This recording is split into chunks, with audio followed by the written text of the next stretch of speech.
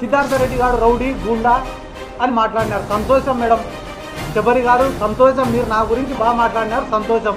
కానీ ఈరోజు మీడియా సమావేశం ద్వారా మిమ్మల్ని నేను ఒకటి అడగాలనుకుంటానా.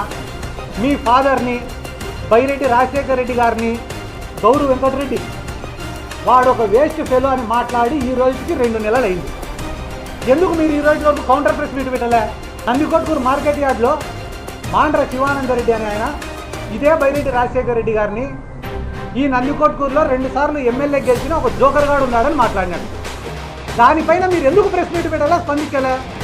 నందికొట్కూరు ఎమ్మెల్యే జయసూర్య గారు ఏమన్నాడు? ఆయన బైరెడ్డి రాజశేఖర రెడ్డికి మా తెలుగుదేశం పార్టీకి సంబంధమే లేదు, అతను చెప్తే ఏ ఒక్క అధికారి కూడా స్పందించాల్సినటువంటి అవసరం లేదు అని చెప్పి 100 మంది ముందర మాట్లాడినాడు. దానిపైన మీరు ఎందుకు స్పందించాలా?